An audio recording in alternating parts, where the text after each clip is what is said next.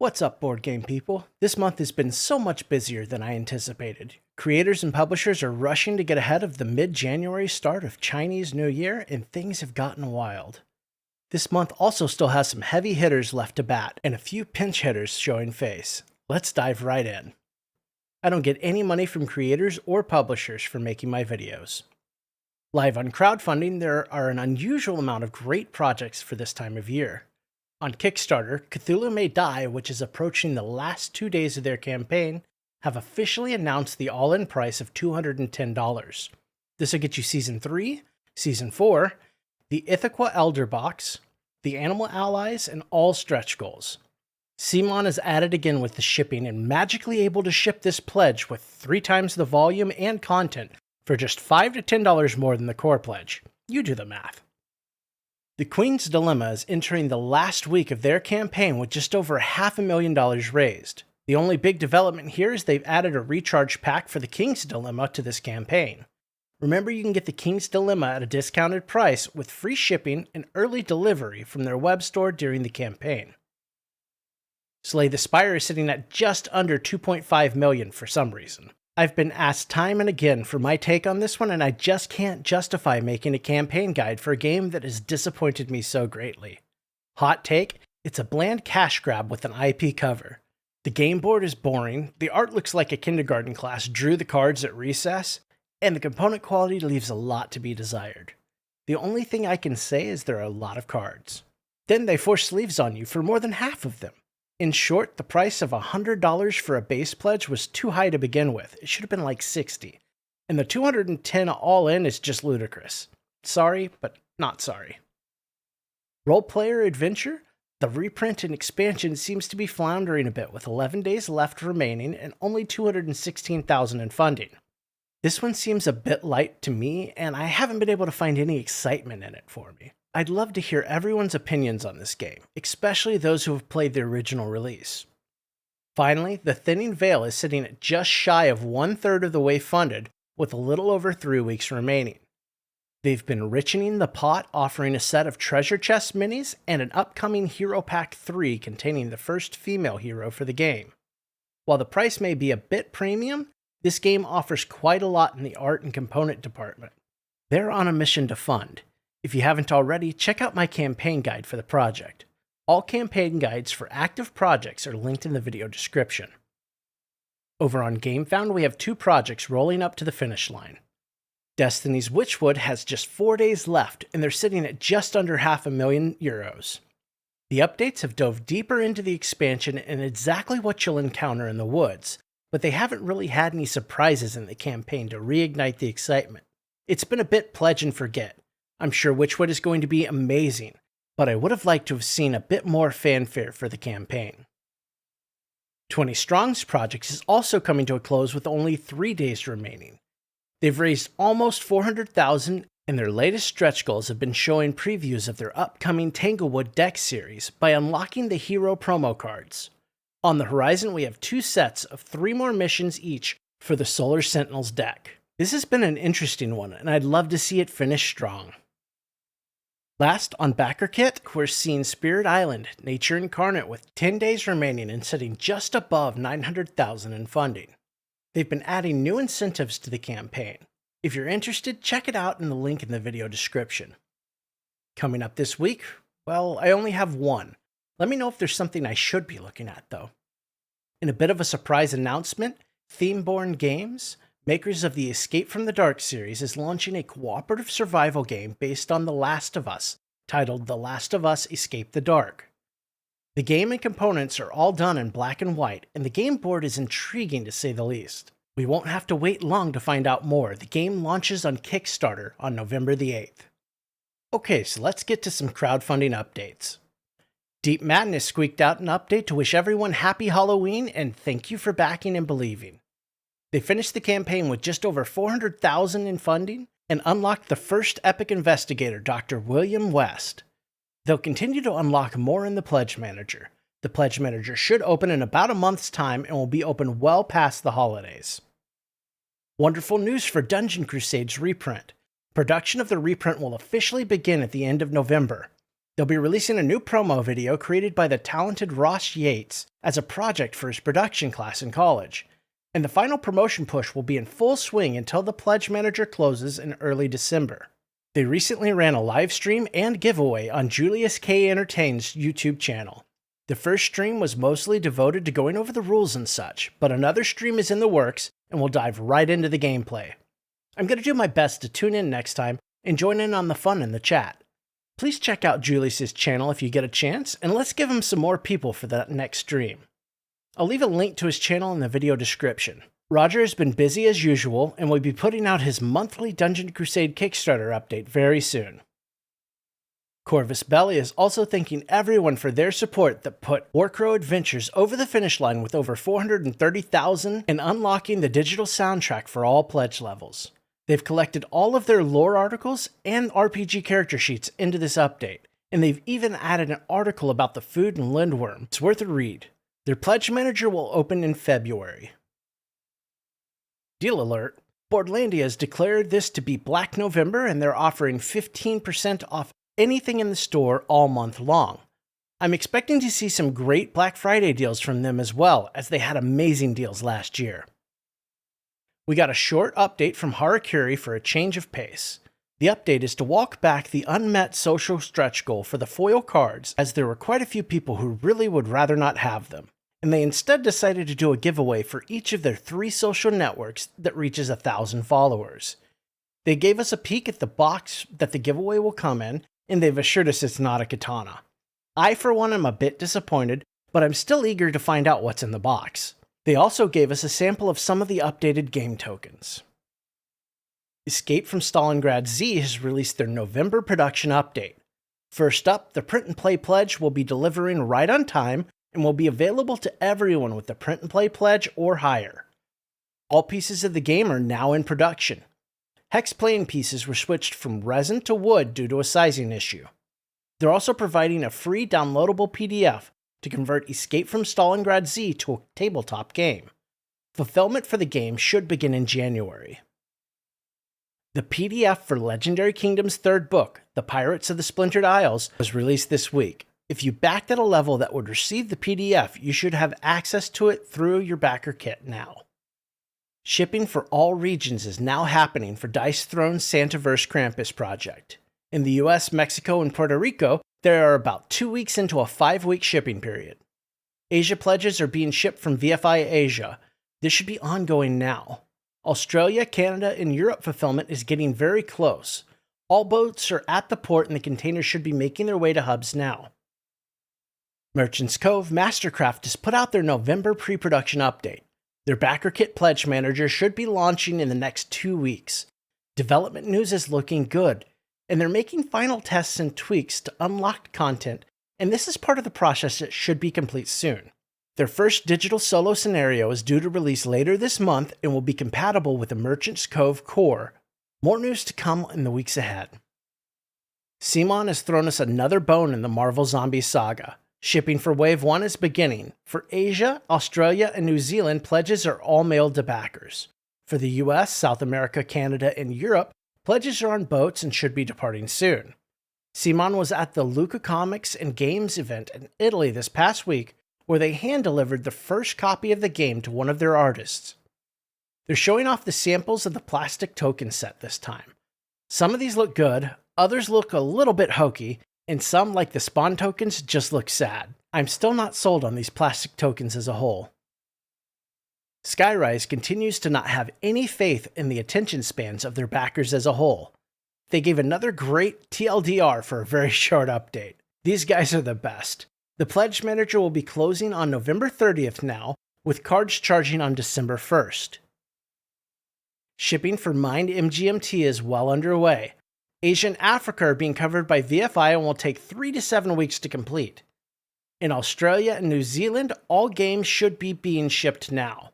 For the US and South America, PSI has received the games and is awaiting packaging materials. Hopefully these have arrived.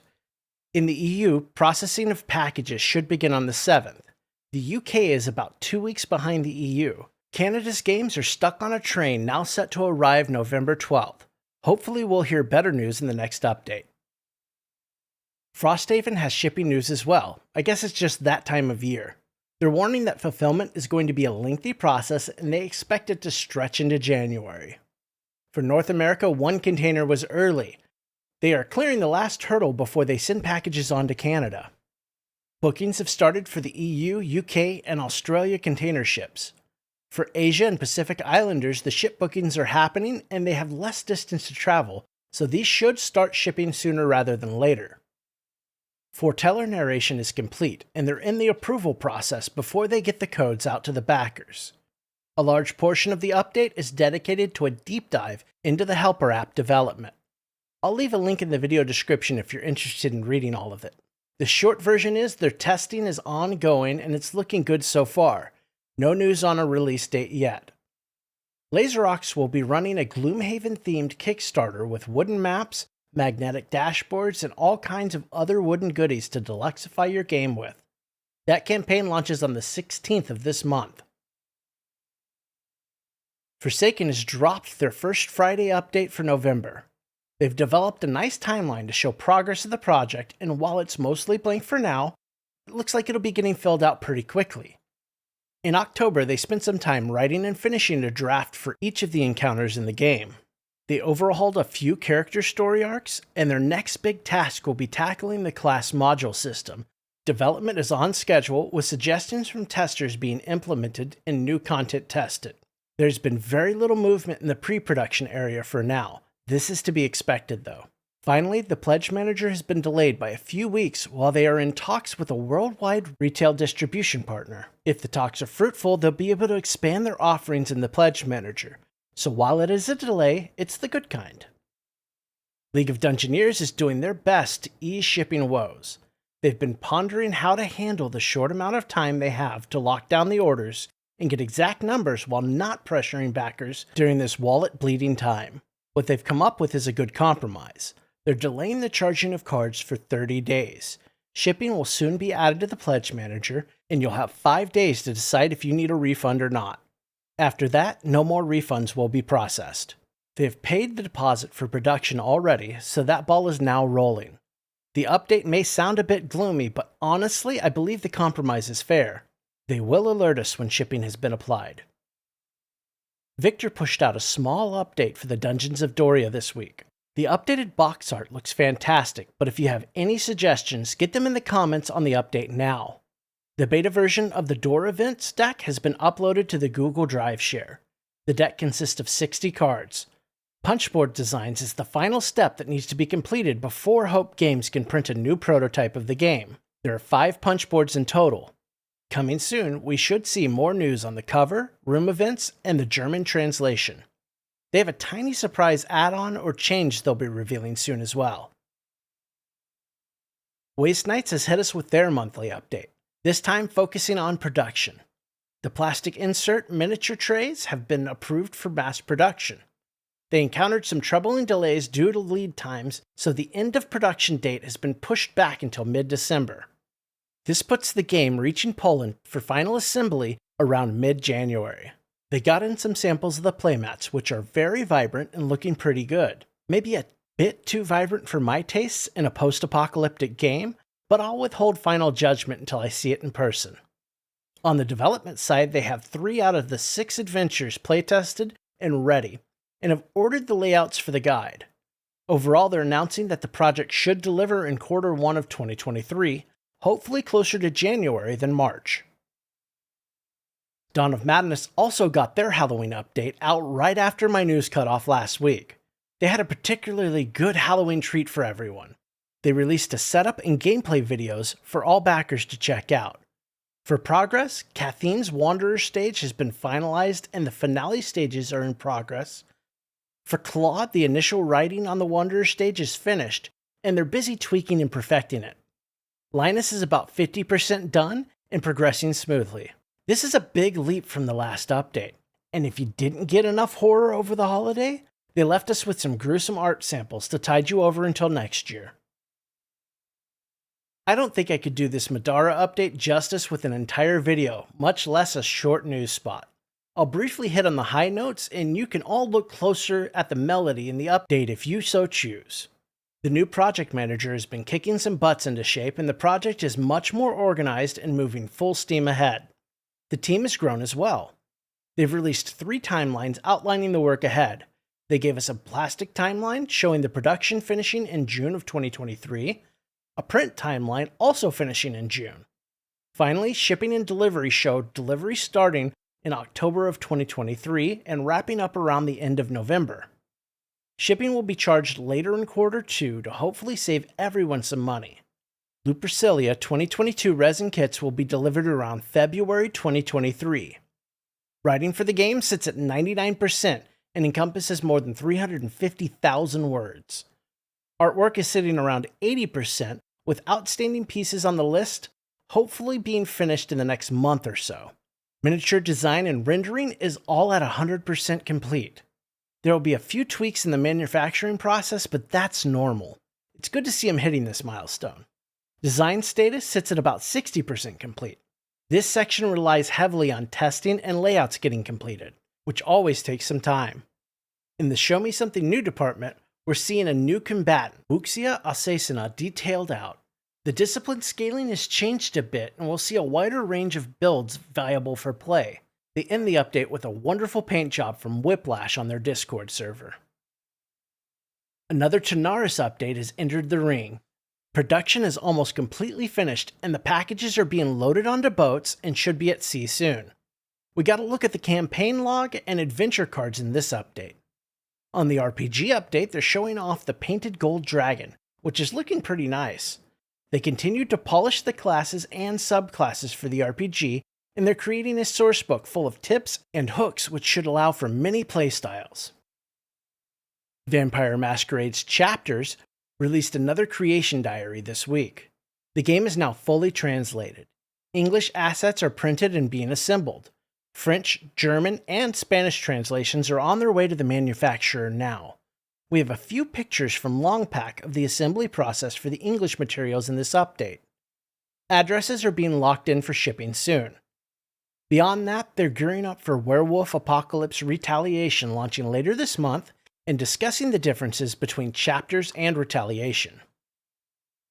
In retail news, we have a few quick stories. I'd like to take a moment and ask everyone that if there's any games you'd like to see retail coverage on, please let me know in the comments. I'm trying to expand my list and I'd love some suggestions. Fantasy Flight is officially announcing or re-announcing the Star Wars deck building game, a galactic struggle against the forces of the mighty Empire to find a better name for their Star Wars game. I'm a bit confused as they already announced this on a stream a while back, but I guess here it is again. This time we do have a release window. The game should be available in March of 2023. New Fallout, Wastelands, Warfare, Raiders, and Survivors have been released. The Forged is a nasty raider gang with some excellent looking minis and one sporting some power armor. A set of Ghoul Settlers has also been released. These look like an interesting set to play with, and I'd love to know how they play in the game. Atomic Mass Games is busily fixing some of the missing pieces in the Star Wars Legion Battle Force sets. There were some production issues with some of the newer sets, and some non-essential cards and pieces were missing. These are being made available for print now, and they'll be doing a production run in the near future to address the missing components. In other AMG news, they've released a preview of the new tactics cards for the Blob and Pyro. I didn't find any great retail releases this week, but if you happen to know of any, let me know. It's been a busy week for shipping and updates in general. Things will, I hope, slow down a bit over the holidays, and I'll be sure to keep an eye out for great deals that might be popping up. You'll get them the day they're announced starting in mid-November and riding through the holidays. Coming up this week, I have my month in review, possible campaign guide, and maybe some more surprises up my sleeve.